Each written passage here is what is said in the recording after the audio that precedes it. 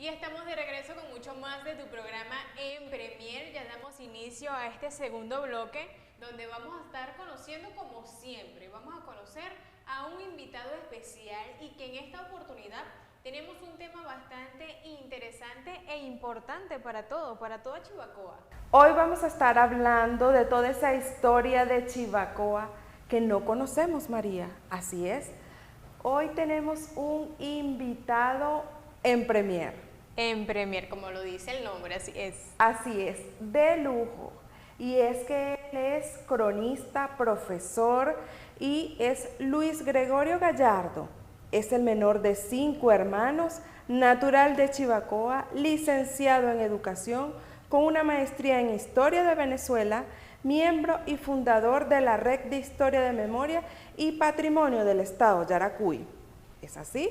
Lleva la responsabilidad del primer censo de patrimonio de cultura en Venezuela, aquí por supuesto en el estado Yaracuy.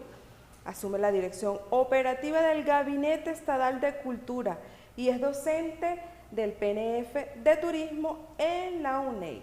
Y en la actualidad es el cronista oficial del municipio Bruzual, así como también es el director de Turismo y Cultura de la Alcaldía del municipio Bruzual. Bienvenido, profesor Luis Gallardo, qué gusto que nos acompañe acá en la última edición de En Premier. Bueno, muchas gracias por la invitación, María, Rolimar. Bueno, dicen que no hay un séptimo malo, ¿no? Sí, dicen que no hay un séptimo malo. La gente habla mucho de ese tema del séptimo. Así es como lo dijimos, profesor, esa historia que a veces desconocemos de Chivacoa, nuestro municipio. ¿Por qué Chivacoa? Bueno, hablar de Chivacoa necesariamente es hablar de los pueblos indígenas, los pueblos originarios que se establecieron en este continente. Hay muchas toponimias para definir este nombre, el cual podemos hablar por lo menos de 2 o 3 para no ser tan extenso con relación al tema. Sin embargo, la voz Chivacoa, según refiere Lisandro Alvarado en su libro Voces Aborígenes de Venezuela, dicen que es una voz que significa garrapata pequeña o garrapata roja. Esta voz sostiene el propio Lisandro Alvarado, que es una voz pumé o yaruro, ¿verdad?, de los indios que están establecidos allá entre el Sinaruco y el Capanaparo, en lo que actualmente es el estado Apure, y que se refiere a eso. Y esa voz posiblemente pudo haber llegado aquí gracias a la influencia de Manaure Ezedia o Piache o Moján, que era el responsable religioso de los pueblos de origen caquetío que estaban en toda la región y que sus dominios como religiosos se extendían hasta lo que actualmente son los llanos orientales colombianos. Eso por un lado. Por otro lado, dicen que la voz Chivacoa significa lugar de vida. Ese hecho se puede remontar precisamente a que también la voz Chivacoa es una voz nahual azteca para dar nombre a la diosa más importante del panteón mexicano, que es la diosa Ciacual.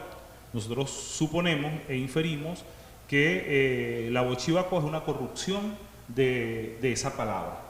Las evidencias arqueológicas y las investigaciones que se han hecho en torno a ese tema demuestran que es así. De hecho, la diosa Ciacual, que es la diosa más importante, como les decía hace unos segundos, del panteón mexicano, junto a Quetzalcóatl, tiene su pirámide en el monte Tepeyac, allá en la Ciudad de México, precisamente en el lugar donde está el templo, frente al templo de la Iglesia Católica, el elemento más importante de la Iglesia Católica, lo construyeron precisamente frente a esta pirámide.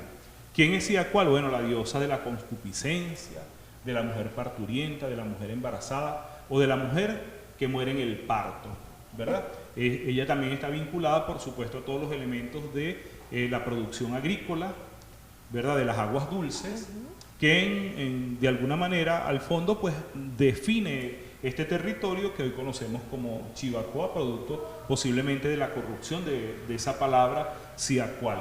Sin embargo, hay un antecedente también de lo que actualmente es el territorio venezolano, que es esa voz pumé o yaruro de ese pueblo indígena que está ya acentuado como les decía, entre el Sinarucú y el Capanaparo, que además a esa diosa, entonces ellos la llaman la Gran Madre Kuma, la diosa celeste. ¿Y estamos hablando para qué década más o menos? Nosotros posiblemente, de acuerdo a los elementos que se han conseguido, estamos hablando de entre 5.000 y 10.000 años antes de la llegada del conquistador español. Este territorio estaba habitado pues por esos pueblos indígenas. De acuerdo a dos elementos importantes que se han dedicado a la investigación etnográfica y de los pueblos indígenas en este territorio, como lo fue el indigenista Gilberto Antolínez y Rafael Zárraga, se refieren pues precisamente a ese elemento, pero es que además hay la evidencia con otro pueblo de acá del estado de Yaracuy que tiene un nombre también actual azteca, que es Cocorote, que originalmente la voz era Cocotlec y que por corrupción de la palabra terminó siendo Cocorote. Sí. Pero que además Cocorote significa pavita mortera, ¿verdad? Lechuza o búho, que abundaban mucho por esa zona.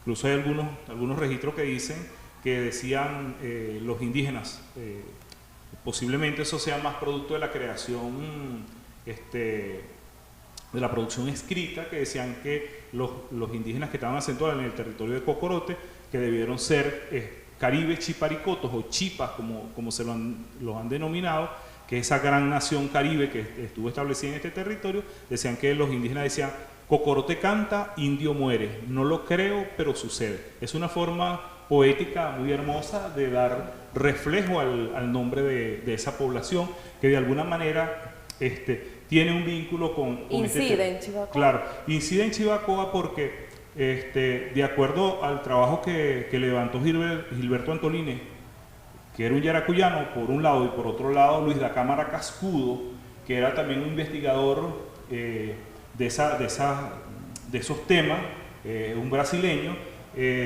pues este lugar que conocemos como Yaracuy era un lugar de tránsito obligado para los pueblos indígenas de todo el continente, Mesoamérica, Centroamérica y Suramérica.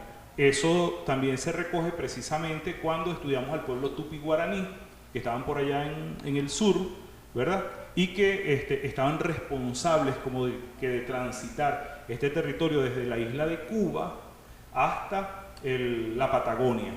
Una evidencia de eso, que es una voz yaracuyana que también nosotros conseguimos, que es la voz yara, la conseguimos en la isla de Cuba. Hay un río y un pueblo que se llaman Yar, precisamente para dar nombre a esa deidad femenina que también tiene una relación muy directa con este territorio yaracuyano. Si nosotros tuviéramos que ubicar dentro de la parte geográfica a Chivacoa, ¿cuál fue esos inicios? ¿Campo Elías o propiamente aquí? O sea, si nosotros nos ubicamos en el momento histórico que se inicia en el 11 de febrero de 1695, que es cuando oficialmente la corona española, a través de José Ramírez de Orellana, funda eclesiásticamente esta población con el nombre de San José de Chivacoa, estaríamos hablando de 1695. Antes de eso tendríamos que hablar de la fundación eclesiástica de Cuarac, actual Campo Elías, que se debe haber ejecutado a finales de 1619, el 25 de noviembre de 1619, con el nombre de Nuestra Señora de la Santa Catalina de Alexandría de Cuarac. Allí se estableció el primer curato por la corona española, que además ese curato regía a San Juan Bautista de Orochiche, como originalmente se era el nombre de ese pueblo. Ese curato también dirigía a la fundación de San José de Guama y a la de San Jerónimo de Cocorote, que nacen específicamente en 1620. Las poblaciones que surgen después de 1620 es el 25 de enero de 1628 que se funda la ciudad de Nirgua con el nombre de Nuestra Señora María de la Onza del Prado de la Talavera de Nivar, que terminó siendo actualmente Nirgua, y que hoy se conoce como Nuestra Señora del Prado de la Talavera de Nirgua. Sin embargo, hubo otros intentos de fundar Nirgua, que se llamaba Villarrica, pero es finalmente después, el 25 de enero de 1628, cuando se establece en ese espacio esa fundación eclesiástica que nosotros decimos. Sin embargo, hay que tener en cuenta que ya para 1530, 1531 hubo presencia europea en este territorio. La demostración de eso, bueno, la presencia de Nicolás de Federman, que estaba encargado, que entró por Coro, por Santa Ana de Coro, que es uno de los primeros pueblos y ciudades que se fundan en Venezuela, recorriendo toda esta zona, luego de la fundación de la Purísima Concepción del Tocuyo, y se movilizan hacia este territorio. Es que allí entonces dicen está Chivacoa, Claro. o existe. Existe, por supuesto. Es más, entre los registros de la visita o del recorrido de Nicolás de Federman, nosotros podemos evidenciar en el registro histórico que él nombra incluso a la Sabana Larga de Chivacoa, que es lo que nosotros hoy día conocemos como Sabana Larga. O sea, hay un contexto histórico que ocurre en Venezuela después de 1498, cuando hay la primera presencia española en el territorio, y luego cuando se van adentrando al espacio que finalmente terminó siendo la Capitanía General de Venezuela, empiezan a ocurrir esos hechos, y ya para 1531 hay esos primeros registros, pues, que no lo decimos nosotros, o sea, lo dicen las evidencias que hicieron los cronistas de Indias, que regularmente eran quienes, los curas que estuvieron en estos territorios. Fíjate, María, por eso le llaman la historia que no conocemos. ¿Conocías todas esas fechas, datas que nos está dando el profesor? Yo creo que incluso ya en casita son muy pocas las personas que tienen este tipo de información. Sí, lamentablemente, o sea, eso es muy triste, bueno, precisamente. Afortunadamente, profesor, vamos a llamarlo en No, yo digo que es triste porque mientras menos esté la gente enterada de lo que es su historia, mientras menos esté enterada de menos se le da ese valor. Qué es lo que ocurrió para conocer la ciudad como la tenemos hoy, entonces eso es muy triste. Y es triste porque, bueno, no tenemos identidad, y eso es un elemento sumamente importante, y que hay las evidencias históricas. Lamentable. ¿Qué otra cosa es lamentable? Bueno, que nosotros en nuestra biblioteca, la biblioteca Rubén Suárez Moreno acá de Chivacoa, no tenemos textos donde podamos conseguir esa información. Y por otro lado, bueno, que lamentablemente también en la escuela, la forma como se ha venido enseñando la historia, que se refiere solo a números. Bueno, nos interesa saber de María o saber de Lolimar o de las compañeras que están produciendo el programa. Nos interesa cómo se llaman, dónde nacieron, cuándo nacieron, qué edad tienen y quiénes fueron sus padres. Cuando resulta que en cada uno de nosotros hay una historia de vida. Un contexto. Claro. Entonces, tú vas a la escuela, entonces en la escuela te dicen sencillamente, necesitamos saber es cuándo nació Simón Bolívar, dónde nació, quiénes eran sus padres, que es un debate sumamente interesante. ¿Cuántos países libertó? Lo más básico. Sí, y no incluso todo ese proceso que pasó para que él pudiera llegar a ser el libertador de estos 5 países, más la creación de Bolivia, porque incluso se desconoce que el libertador Simón Bolívar también liberó a Panamá, y que luego de algunos procesos históricos Panamá se separa de la Gran Colombia, y entonces ese fenómeno se desconoce, porque nos interesa de Bolívar que solo algunos elementos importantes que debemos aprender para estudiar para la escuela y no para la vida. Ahí está el proceso. Y lo mismo ocurre pues cuando nosotros tenemos que hablar de nuestros territorios en particular. Fíjate tú, en 1782 hubo una visita pastoral que hizo Mariano Martí, ¿verdad? El obispo Mariano Martí hizo una visita pastoral a toda Venezuela, donde hizo unos registros sumamente importantes para la historia de cada uno de los pueblos que visitó, que fueron todos los que tenían constituido para la época Venezuela, ¿verdad? Y él llegó aquí a Chivacoa el 13 de febrero de 1682, ¿verdad? Y se retiró de Chivacoa el 23 de febrero de ese mismo año, con destino a Santa Catalina de Alejandría de Cuara, que viene siendo Campo Elías. Que es Campo Elías actualmente. Exacto. Entonces, en ese registro que hace, por ejemplo, el obispo Mariano Martí describe que los límites de Chivacoa se extendían por el naciente hasta la quebrada Guararute, en lo que actualmente es el municipio de Aristides Bastidas, y por el poniente hasta el río Cocorote o río Tejar en Curachiche. Es decir, que donde está hoy día el puente Gomero, que es el río Cocorote, era territorio de Chivacoa. Eso nos lleva a nosotros a inferir, por ejemplo, que en 1859, el 31 de marzo, que es que llegue Ezequiel Zamora a Chivacoa y la nombra capital transitoria de su gobierno revolucionario, cuando Prudencio Vázquez se une a las huestes de Prudencio Vázquez, entonces Prudencio Vázquez era chivacoeño, porque el territorio donde está Camunare pertenecía en ese momento, claro, cierto, a Chivacoa, porque no es hasta 1882, 1888, 1887, cuando se hace una nueva redistribución de la población y se levantan los nuevos límites que tienen los municipios actualmente.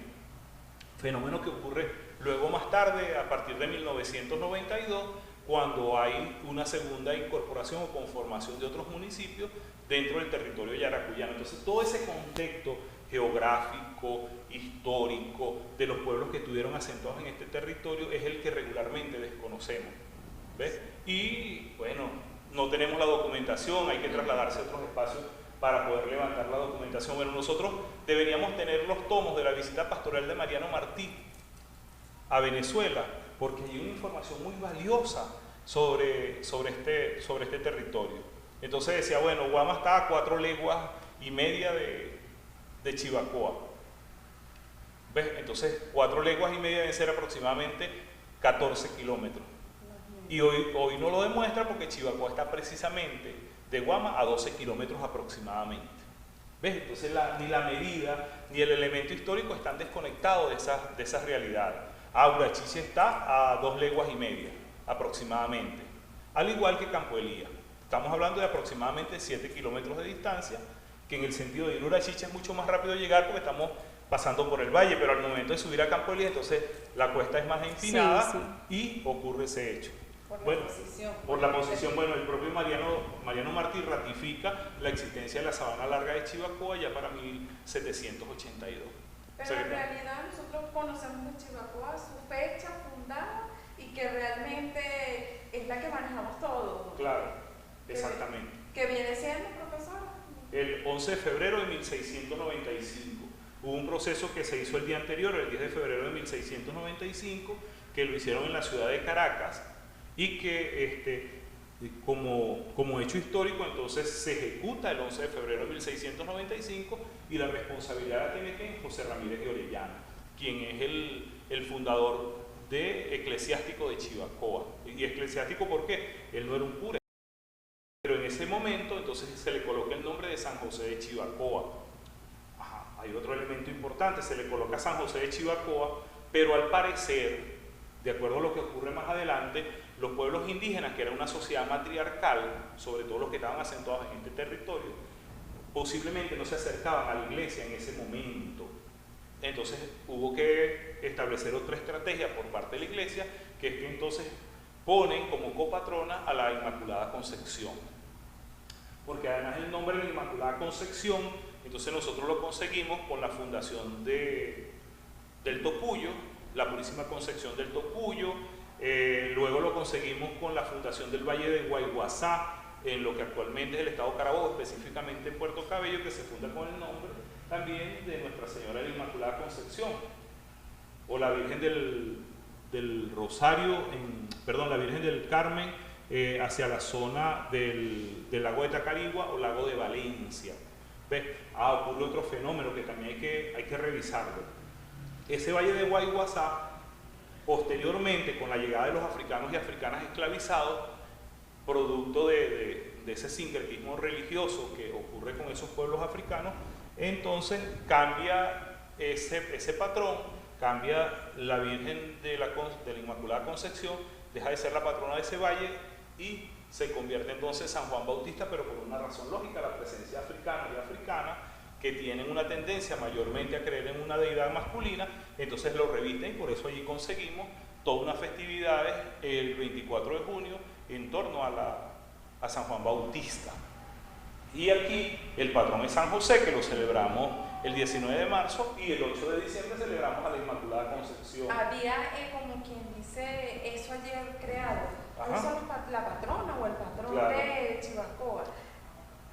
Todo eso se remonta a lo que nos está comentando. Claro, y hay que hacer la comparación con otros lugares. Mira, y hay un lugar muy cercano aquí, que es el caso del municipio de Sucre.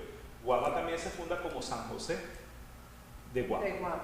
Así Pero se celebra ¿a quién? A la Virgen del Rosario. Porque en ese tránsito que hace unos minutos conversamos sobre Manaure, el hombre Dios, él también trajo unos indígenas denominados Guama o Guama, que los establece en ese territorio, y hay una laguna que está en la parte alta de Guama, que es la laguna de Abonure.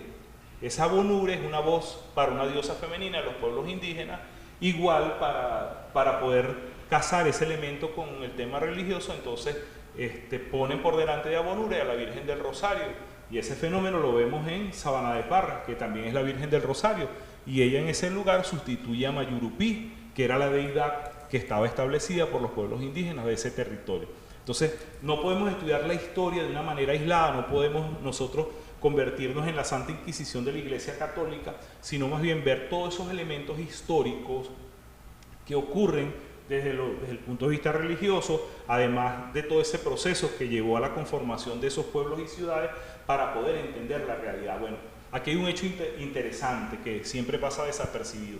Usted se ha montado, usted se ve en un carro de Barquisimeto hacia Chivacoa, hacia San Felipe. Usted va a ver que hay un museo vial religioso, ¿verdad? Sí. Sí, así es. Fíjense usted, allí está demostrado cómo estaban establecidas las naciones o las sociedades indígenas que habitaban este territorio. Todas las que estaban en el norte, ¿verdad? Hacia lo que para nosotros en Bruzual es la zona de Campo Elías, eran sociedades patriarcales. ¿Por qué eran patriarcales? Bueno, porque eran caribes, eran los caribes chiparicotos que estaban establecidos en esa ciudad, en ese territorio, perdón. Y hacia el sur todas eran sociedades matriarcales. Bueno, Yaritagua está de la autopista hacia el sur, ¿cierto? ¿Cuál es la patrona? Santa Lucía. Corremos un poco más hacia acá, viene Sabana de Parra. ¿Quién es la patrona? La Virgen del Rosario. Pero Urachiche está al norte y por eso su patrón es San Juan Bautista. Y luego, bueno, hay Chivacoa y ocurre lo propio, la Inmaculada Concepción, que de alguna manera desaparece la figura de San José. Si continuamos, ahora que tenemos una nueva distribución política territorial, entonces en Aristides de Bastidas es la Virgen de las Mercedes, cuando en realidad el patrón es San Pablo. Originalmente el patrón es San Pablo y San Pedro, que se celebra sobre todo en la zona alta de San Pablo, porque la Virgen de las Mercedes aparece a principios del siglo XX con la familia Lizarraga, que vienen de otro territorio, que es de la zona de Yaritagua, y se traen como patrona de ellos a la Virgen de las Mercedes. Es más, se van a cumplir este año 117 años de la bajada de la Virgen de las Mercedes desde la hacienda Iboa hacia la población de San Pablo. Es más, va a ocurrir un fenómeno interesante. Por primera vez, la patrona de México, la Virgen de la Guadalupe, va a visitar a Venezuela y va a ser en San Pablo en septiembre de este año. Bueno, eso los vamos a seguir ampliando luego de esta pausa para que el profe descanse un ratico, porque la historia es interminable definitivamente. Realmente serían infinitas entrevistas para conversar, para adentrarnos muchísimo más y conocer más de Chivacoa, de Bruzual, de Venezuela. Pero bueno, en esta ocasión vamos a conocer estos extractos. Vamos a hacer una pausa y al regreso seguimos con mucho más.